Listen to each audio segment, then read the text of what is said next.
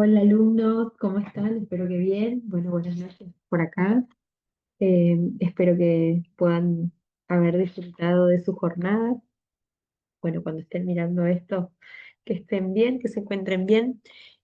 Por acá, bueno, de nuevo me toca hacer esta grabación solita. Fue la cursada, creo que hasta ahora más sola, pero bueno, eh, ya nos queda poquitito, así que vamos a aprovechar y disfrutar estas últimas clases. Y bueno, los invito a que puedan estar conmigo orando al Señor, así podemos arrancar esta clase como corresponde. Así que oramos. Padre Celestial, te damos infinitas gracias por este momento, bendecimos tu santo nombre, Señor. Te agradezco de manera especial por mi vida, por mi familia, Señor, por este día que me permitiste vivir, Señor. Gracias por cada uno de mis alumnos. Te pido que los estés bendiciendo a ellos, a sus estudios, a sus hogares, a sus vidas, Señor. Que esta clase sea de provecho, Señor. La dejo en tus manos y te pido tu guía, la dirección de tu Espíritu Santo, que nos acompañes, que me acompañes a mí, que puedas hablar a través de mí, Señor, para enseñar y que yo también pueda aprender de esto. Ayúdanos a ser humildes, mansos, Señor, como tú, Jesús, y que podamos poner en práctica estas cosas que aprendemos. Comiendo todo esto en tu nombre, Señor, y te pido que nos bendigas y nos guardes en tu santo nombre. Amén. Bueno, arrancamos hoy la unidad número 5, así que más o menos ya estuvimos charlando sobre esto en la clase pasada, así que sin más dar vueltas en esto, vamos a adentrarnos en esta unidad. Les voy a compartir el PowerPoint y vamos a empezar con la clase de hoy.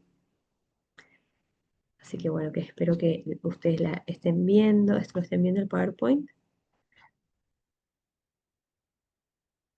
Todavía no tuve ninguna pregunta de parte de ustedes del trabajo o, o de algo de las unidades anteriores, así que bueno, supongo que con eso es que está todo claro o que todavía no lo vieron.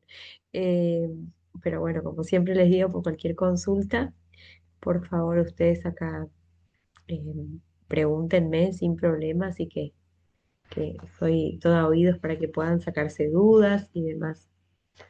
Así que bueno. Vamos a empezar con esto que les había dicho que en esta unidad íbamos a hablar específicamente de las áreas de aplicación que tiene la consejería, como ustedes también habían hecho algunas sugerencias en el foro de poder trabajar en algunos aspectos, entonces ahora vamos a ver a grandes rasgos algunas cosas. Por ahí, como les dije la vez pasada, lo ideal sería poder trabajar eh, en algunas cuestiones en profundidad, pero bueno, a veces por una cuestión de tiempo no se puede, pero de todos modos, ustedes van a tener los libros. Yo lo que voy a darles ahora es solamente de un solo libro, así que ustedes después pueden explorar un poquito más por su cuenta o también preguntarme, pedirme información, no hay ningún drama, pero bueno, por ahí esto acá es un poquito más acotado, no como sería bueno darles, pero es por una cuestión de, bueno, de tiempo, ustedes entienden.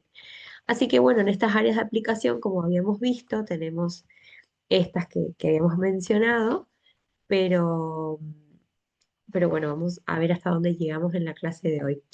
Para empezar, quería mencionarles esta parte que es correspondiente a la ética. Y cuando hablamos de ética, hablamos justamente de cuestiones más morales o de, bueno, de ese tipo de situaciones que se pueden dar, eh, sobre todo que por ahí las puede vivir el pastor, eh, pero también, bueno, si se está dentro de un área específico de la consejería, lo puede experimentar cualquiera.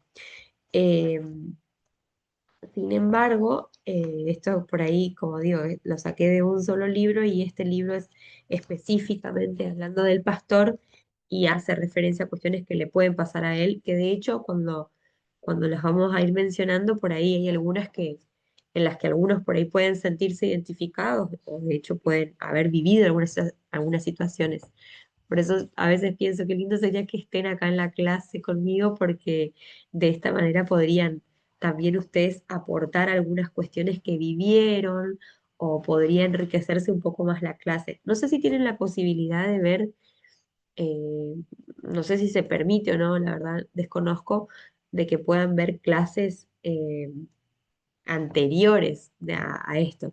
Si bien los temas vienen siendo los mismos desde que arrancó el seminario, hay cosas que por ahí van cambiando y sobre todo esta interacción con los alumnos hace que, o hizo, mejor dicho, que sea como un poquito más enriquecedor porque cada uno cuenta sus experiencias, anécdotas, entonces se hace un poco más rico.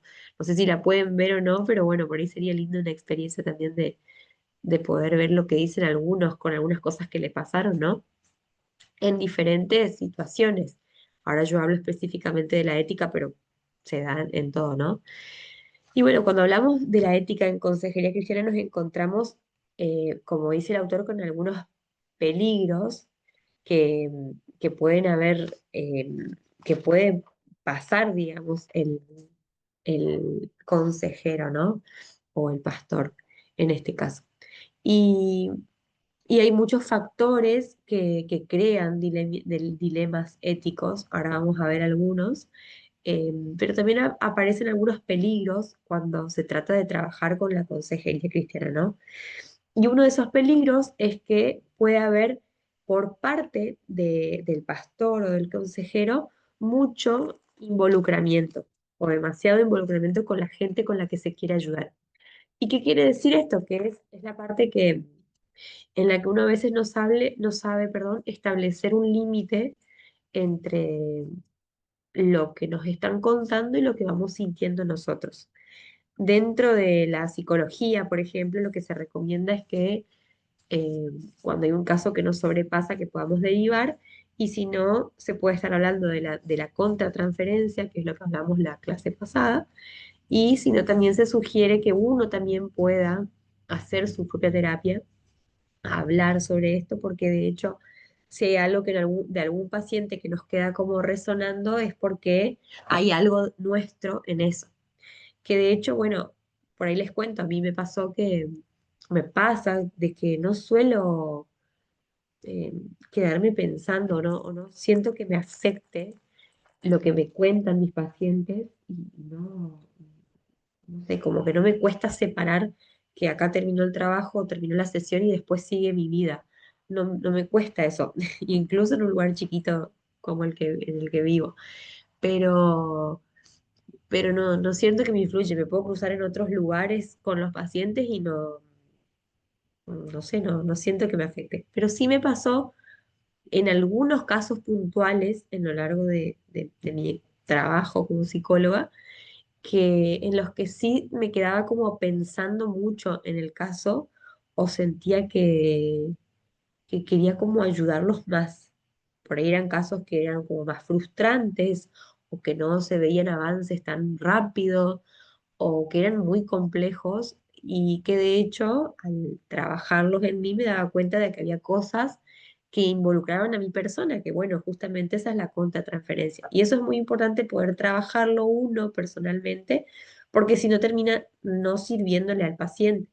Y en este caso es lo mismo con el trabajo del consejero, que de hecho uno puede hacer ese mismo trabajo con una terapia personal o contándole a alguien de confianza dentro de la congregación, ¿no? Sin siquiera mencionar de quién estamos hablando para resguardar su privacidad. Pero si no, como les decía, es una cuestión de establecer el límite, de hasta dónde sí, hasta dónde no, pero también es ser consciente de que nosotros tenemos un trabajo, una misión, una labor, pero eso no es toda nuestra vida. Y hay que aprender a que, como dice el autor, cerrar la puerta y sobre todo cuando uno vuelve a su casa, sino como que no llevar esa parte del trabajo a la vida de uno, porque si no termina perjudicando a nuestra familia, a nuestra vida y tampoco termina siendo beneficioso para la persona. Entonces, el amor por la gente, el deseo de ayudar, no puede ir tampoco por encima de una salud mental de uno, ¿no? O sea, que tampoco termina siendo beneficioso, como digo, para la persona, porque si nosotros no vamos a estar bien, eso de manera indirecta se va a transmitir con esta persona. Después, otro de los peligros que puede haber es una manipulación por parte de los aconsejados y sobre todo esto por ahí sí lo pueden vivir los pastores, pero bueno, en realidad le puede pasar a uno como miembro de la iglesia, incluso sin tener que tener un ministerio de consejería, que bueno, en este caso, por ejemplo, dice que eh, a veces puede pasar de que del pastor o del consejero se espera una solución específica, por ejemplo, que hable con los hijos y que solucione tal tema, se espere que eh, sea fiador de problemas económicos. Sí es cierto que hay situaciones que requieren una ayuda económica, pero en ese caso hay que evaluar la situación en particular para ver, digamos, si requiere o no eh, esa ayuda o no, porque una cosa es, dice el autor, que es una cosa es regalar pescados y otra es enseñar a pescar. En realidad nosotros deberíamos como enseñar a pescar porque si no siempre va a estar atada esa persona a nosotros, sea una cuestión económica o no.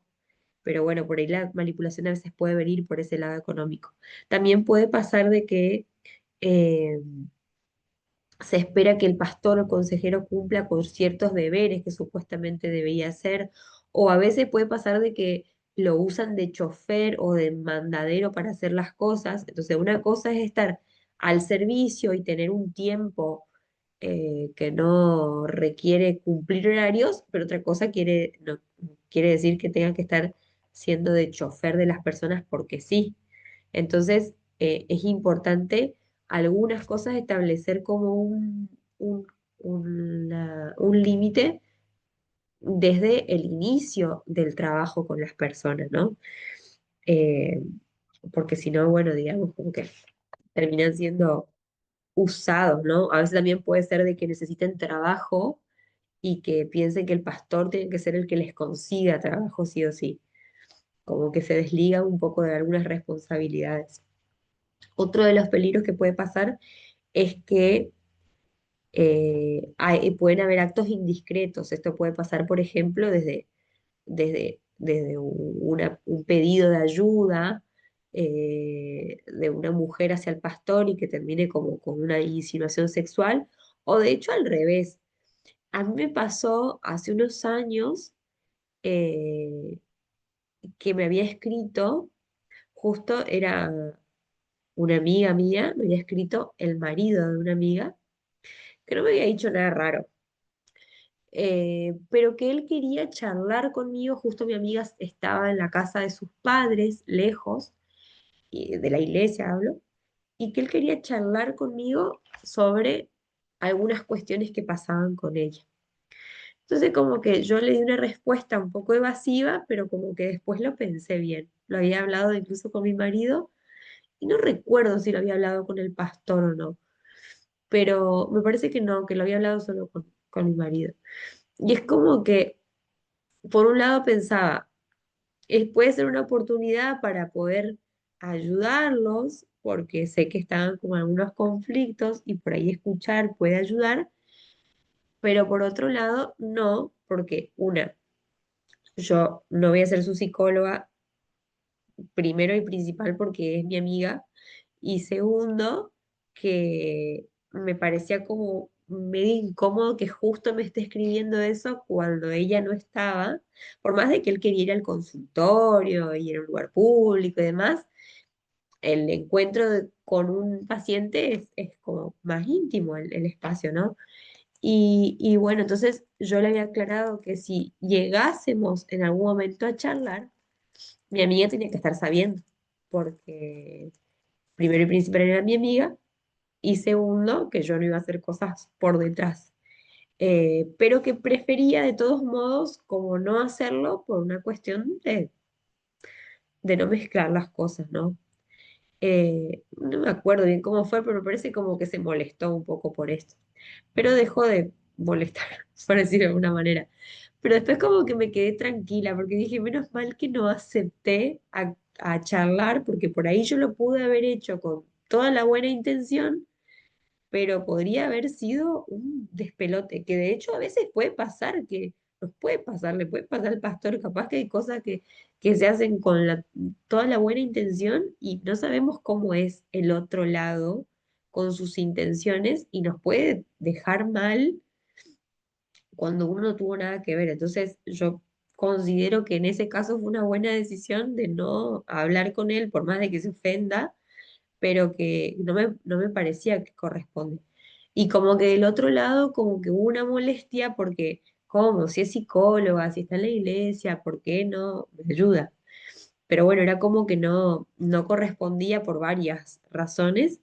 Entonces, bueno, en estas cosas también el autor recomienda algunas cosas para el pastor, como evitar esas situaciones como de, no sé, de encontrarse en horas tarde con alguna mujer, o por más de que sea totalmente ingenuo, por decirlo así, pero bueno, que no dé a hablar mal, eh, o bueno, que también en algunas cosas pueda reconocer estos actos indiscretos, o uno pueda reconocer como mujer actos indiscretos en el hombre, porque también a veces pueden ser formas de ayudar, digamos. ¿Por qué tiene no sé, por qué tiene este mecanismo de insinuarse sexualmente?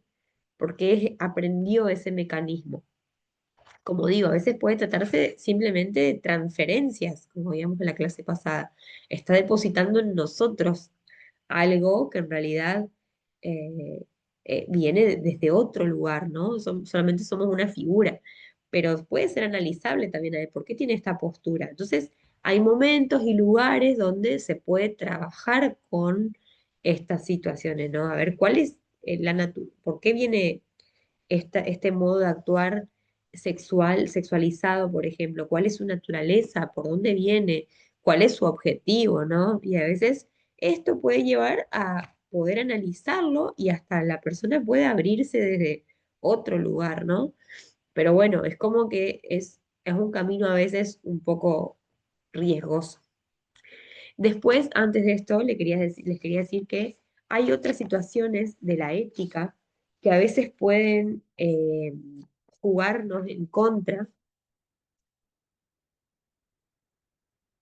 y que está bueno tenerlas en cuenta porque nunca está de más charlarlas. Por más de que haya algunas cosas que son más obvias para nosotros, pero a veces pueden surgir y me parece interesante traerlas. Y tiene que ver con que, bueno, por ejemplo, hay algunas situaciones que se dan a nivel, o la mayoría se dan a nivel social, esperen que las encuentre, que tiene que ver, por ejemplo, con los cambios de la tecnología.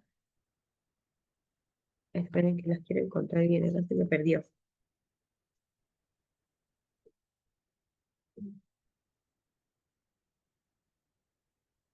Paciencia, paciencia.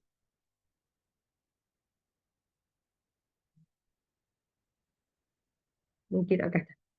Bueno, entonces, por ejemplo, como les decía, pueden haber cambios a nivel, ni cambios a nivel tecnológicos que a veces pueden influenciar en cómo uno se enfrenta, ¿no? a diferentes situaciones de las personas. Por ejemplo, una de las cosas que menciona el autor es que antes se dejaba como cuando había alguna situación de problema físico, de salud con la persona y estaba internado, es como que al no haber tantos avances científicos, bueno, la persona como que también quedaba medio a la deriva de lo que iba a pasar con lo que Dios decidía únicamente. Pero hoy, con los aparatos que hacen prolongar la vida, a veces se pone en cuestionamiento, digamos, eh, lo que está bien o no. Hay como cuestiones éticas que traspasan un poco a lo que uno cree que debería haber o no, ¿no es cierto? Entonces, personas que están conectadas durante mucho tiempo, personas viejas, que es como que ya desean quizás irse a descansar, morir en paz, pero están conectadas a una máquina, entonces, ¿qué hacemos? ¿Es ético o no desconectarlas, ¿no? Entonces la pregunta puede ser, digamos, ¿cuándo uno puede saber si esa máquina es usada con un fin bueno o no tanto? Entonces, ¿dónde está el poder de decisión? A veces entonces uno se puede encontrar con estos dilemas, ¿no? Después, por ejemplo, bueno, en relación a esto también, eh, los avances científicos que se dan, digamos, de, no sé, por ejemplo, darse cuenta de cuando un bebé va a venir con alguna anomalía, entonces eh, es factible abortar o no, está bien, está mal. Bueno, me parece súper interesante el diplomado que hubo hace, no, el diplomado no, la charla que había dado el pastor Abraham sobre lo del aborto. Así que si se la perdieron, por favor mírenla porque está buenísimo, porque eso es un dilema ético total con respecto a lo nuestro y la cremación también.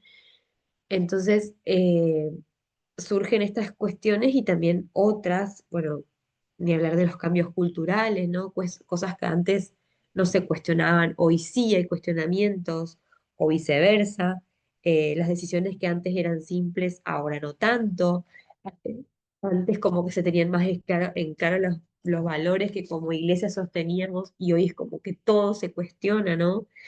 Eh, en este sentido también hay algunos dilemas éticos que tienen que ver con algunas implicaciones también a nivel filosófico, ¿no? De creencias, como por ejemplo lo que hoy en día prevalece, que es el hedonismo, que es como, bueno, si yo siento placer y estoy bien con las cosas que yo decido, entonces, y no le hago mal a nadie, entonces esto está bien. Y terminan siendo actos como individualistas, egoístas, no daño a otro, pero tampoco sé si estoy haciendo el bien. Entonces, el hedonismo realmente hoy termina siendo como algo muy, muy malo porque es un placer momentáneo y no termina siendo como de ayuda a otro y termina siendo como una filosofía de vida que no es sana, digamos. Después otra cosa es como el utilitarismo, que es otra de las filosofías. eh, Y acá el autor plantea un ejemplo que dice, por ejemplo, una, una familia luchó con sus sentimientos de confusión, aflicción y cólera al recibir las noticias de que su hijo había sufrido un accidente automovilístico.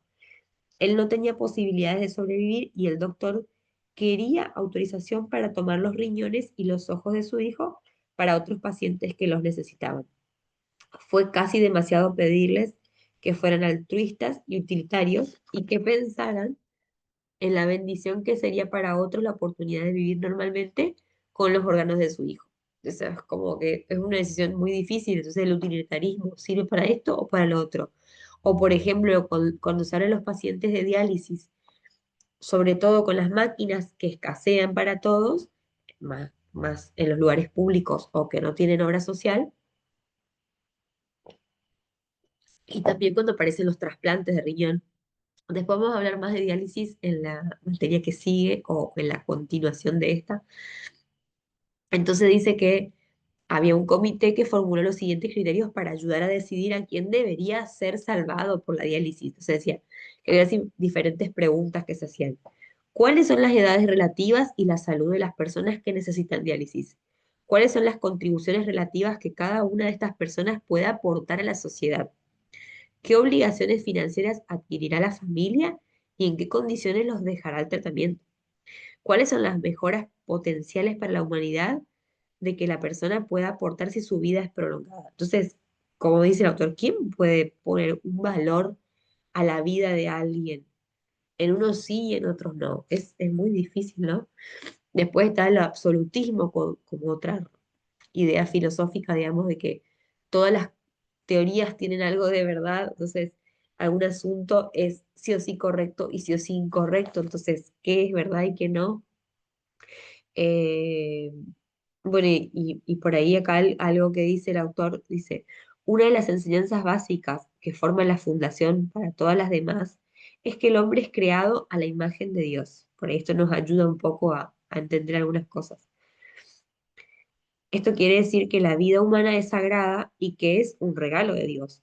Como tal, nadie tiene el derecho de quitarle este regalo a cualquier otro. Todo lo que es hecho para preservar y enriquecer la vida puede ser bendecido por el pastor. Otras acciones pueden ser cuestionadas. Nos preguntamos cuáles serán las consecuencias de su elección. Esto usualmente les ayudará a clarificar su pensamiento sobre los problemas. A las personas que se acercan, ¿no? Podemos explicarles las esperanzas de Dios sobre los problemas que son claros. Esto es lo que las personas usualmente esperan cuando vienen a consultar a un hombre de Dios. Después, otro de los problemas que pueden surgir como dilema ético es, bueno, como habíamos dicho, el del aborto, eh, y de la eutanasia, que no sé si escucharon que ahora en Uruguay se legalizó la eutanasia y que en Argentina hay un caso que si bien acá fue rechazado en dos oportunidades, ahora va a ser tomado como por lo menos a evaluación sobre una mujer que está postrada creo que hace 7 años, que tiene 63 años y que, bueno, que no tiene movilidad, que tiene un dolor constante, que no tiene tiene amputada una pierna, le tienen que dar de comer, le tienen que bañar, o sea, no sirve para nada pues, en ese modo, entonces ella como que anhela la eutanasia y ahora va a ser evaluado de nuevo. Y es complicadísimo, ¿no? De hecho, yo estuve un tiempo o estoy, no sé si todavía estoy unida a un grupo de Facebook que era sobre el trastorno bipolar. Y ahí veía cómo mucha gente de diferentes países lucha con la legalización de la eutanasia por tener esta condición de salud mental, porque ellos sostienen, en los casos severos, que no es vivir. Ellos viven muy mal, viven en una constante depresión y manía. Entonces, cuando llegan a la eutimia, que es como el estado de equilibrio, es muy poco y realmente desean morir y quieren una muerte digna sin tener que llegar al suicidio, como que no sean acusados, digamos. Pero es un dilema realmente complejo porque ¿qué diferencia va a haber con el suicidio? Entonces, acá el autor también dice, las razones para resistir la eutanasia involucran el principio de la santidad de la vida, la dignidad de la personalidad. El sexto mandamiento del Decálogo, no matarás. La dificultad en determinar el proceso de la vida y de la muerte, los principios de la compasión y misericordia cristiana y el principio de los derechos personales y la libertad personal. Pero es muy difícil cuando uno no lo vive en carne propia, ¿no? Entonces es un dilema realmente complejo. Yo no estoy diciendo que hay que estar a favor de la eutanasia, al contrario, sostengo que es Dios quien tiene la potestad sobre nuestras vidas. A lo que voy es que uno no puede ponerse en cuestionamiento de que si estas personas tienen un deseo insano o no, con tener una condición de vida que es totalmente horrible de vivir. No sé si me explico. Entonces, qué, cuál es nuestro rol ahí? ¿Cuál es nuestra esperanza? ¿Cuál es nuestra función en transmitir esta esperanza? ¿No es? Pero realmente es un dilema ético con el que uno se puede encontrar. Así, muchos. Es más, el libro propone algunos ejemplos y demás, así que si tienen tiempo, por favor, léanlo. Pero si no, bueno, nos vamos a adentrar un poco en la otra parte, que son las áreas de aplicación específicamente. Y como les había dicho, les había mencionado acá más atrás, la primera que les pongo es la consejería personal o individual, que es como les hablé en la clase pasada, tiene que ver específicamente con el hecho de lo que veníamos trabajando hasta ahora. Entonces, todas las cosas que van a ser aplicadas en cada una de las personas con las que trabajemos tienen que ver con lo anterior. Entonces, por eso ahora no vamos a hablar específicamente de la consejería personal individual, porque es lo que ya vinimos haciendo hasta ahora. ¿Me explico? Eh, entonces nos vamos a entrar en la que sigue directamente, que es la consejería matrimonial o conyugal y familiar, o de pareja, podríamos decir. Entonces, en esta primera parte, digamos, lo que el autor menciona es que probablemente, por lo que más se le solicite al pastor sobre todo, eh, es una ayuda en esta área, en el área familiar, en los conflictos que se presentan entre matrimonios y también con los hijos. Eh, entonces requiere que uno constantemente esté en aprendizaje, en renovación de conocimiento, porque todo el tiempo va a haber esta demanda. Hay que saber que esta demanda va a estar siempre, ¿no? Y hay tantos problemas como tantas personas hay en el mundo. Entonces no quiere decir que va a poder resolver todo, pero sí que hay que tener como una mirada medio general de por qué surgen los conflictos o cuáles son los conflictos que más hay. Me encantaría que ustedes también pudieran mencionarme, eh, sobre todo los que ya trabajan en estas áreas, cuando hablan de conflictos familiares en general, ¿qué es lo que más se presenta? ¿Cuál es el problema que más hay? Yo por ahí, por lo que veo, es que los problemas surgen o empiezan a surgir por problemas de sexo y por problemas económicos. Después hay un montón más, pero son generalmente los problemas de matrimonio que, en los que más aparece, ¿no? Y después se despliegan otros problemas, pero como que las bases a veces están en una cuestión económica y una cuestión sexual. No estoy hablando de que si hay otras patologías de por medio, si se habla de una persona narcisista, manipuladora, eso ya es otra historia, pero por ahí a nivel general, perdón, de matrimonios dentro de lo común, entre comillas, normales. Lo normal pongo entre comillas porque ¿qué sabemos de lo que es realmente normal?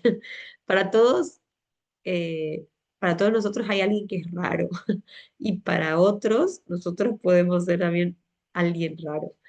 Entonces lo normal es como muy cuestionable, pero dentro de lo común, estos son los problemas que yo por ahí más veo que pueden darse dentro de los problemas eh, matrimoniales o de pareja.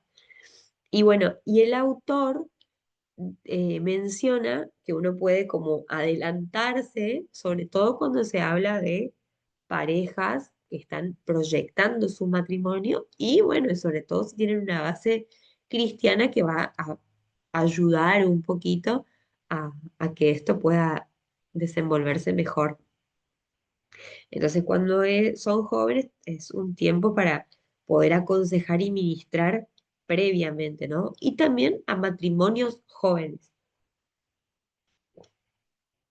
que generalmente es donde empiezan a surgir los conflictos, porque son pequeñas cosas que van pasando y de que después se hacen una bola grande que a veces uno no sabe dónde empezó, pero puede empezar con pequeñas cositas, que si no se resuelven a tiempo, después terminan siendo problemones. Bueno, entonces aparecen los consejos prematrimoniales, que de hecho muchos de los que eh, tuvimos la posibilidad de tenerlos, eh, sabemos que está bueno porque te hace cuestionarte cosas o preguntarte cosas que capaz que ni las pensaba, porque cuando uno está así como enamorado piensa que va a resolver un montón de cosas solo con el amor y eso no es cierto.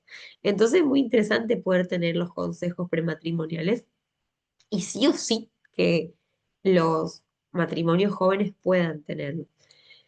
Y acá plantea primero un ejemplo, como para ir entendiendo todo esto, dice, Juan y María han crecido en la iglesia, han sido novios por 3 años y han estado comprometidos para casarse durante 6 meses.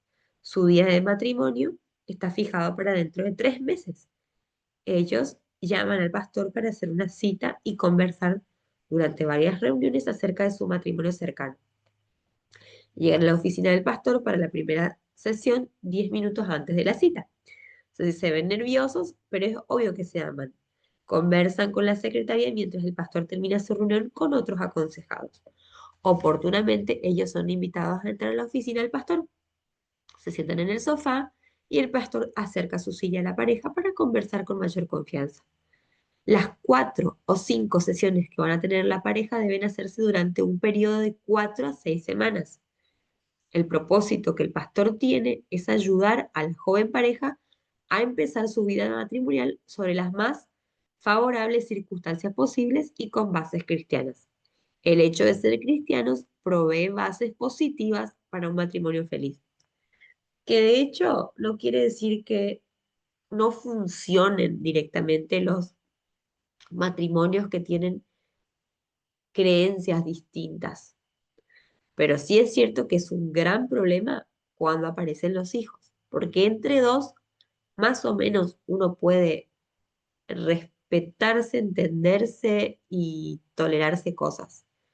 Pero cuando hay hijos es más complicado porque puede que los dos quieran inculcar su teoría, su idea, su ideología en los hijos y eso crea una gran confusión. Voy a la iglesia católica, pero voy a la iglesia cristiana, a la iglesia evangélica, entre comillas también. Eh, o aprendo esto o no aprendo lo otro, eso está bien, eso está mal. Entonces crea una confusión muy grande. O si no, lo que suele pasar más que nada es que uno de los dos termina resignando a que el otro sea el de la educación. Puede que a uno de los dos no le importe, entonces puede tener más ventaja uno de los demás. Pero cuando los dos quieren inculcar sus ideas en los hijos, realmente es un conflicto. Y esto es algo que sí o sí hay que cuestionárselo dentro del consejo prematrimonial, ¿no? Eh, entonces, algunos de los asuntos que deben discutirse en el consejo prematrimonial son los que vamos a ver. Primero es el ideal de Dios. Entonces, en ese sentido, lo que propone el autor es como presentar algunos pasajes, ustedes lo pueden ver en el libro, y entender mejor el significado del matrimonio y que puedan dialogar acerca de los pasajes que cree alguno y por ahí darle respuestas a algunas preguntas que pueden surgir por parte de los aconsejados o si no, aclarar algunas ideas, dejarles en claro algunos preceptos, conceptos sobre cuál es el ideal de Dios para ese matrimonio y para la familia. Después, primero y principal que el amor tiene que ser el elemento básico para que haya un matrimonio feliz. Entonces acá propone que cada uno de la pareja pueda expresar cuál es su opinión acerca del amor en el matrimonio y el pastor, el consejero puede ayudar a suplementar un poco lo que están diciendo con palabras un poco más concretas, conceptos más cristianos, ideas más específicas para que la pareja pueda tener una idea concreta de lo que significa ese amor, ¿no? Y que ese amor es dar y recibir, que implica factores eh, tanto emocionales como físicos, el respeto, la apreciación, que el amor también se expresa de diferentes formas. El amor tiene diferentes formas de expresión y cada uno tiene una forma de expresar y de querer recibir el amor. Entonces a veces surgen los conflictos porque uno espera que el otro actúe como yo actuaría. Y cada uno tiene una forma distinta, ¿no? de cómo vive estas situaciones y cómo las percibe y cómo las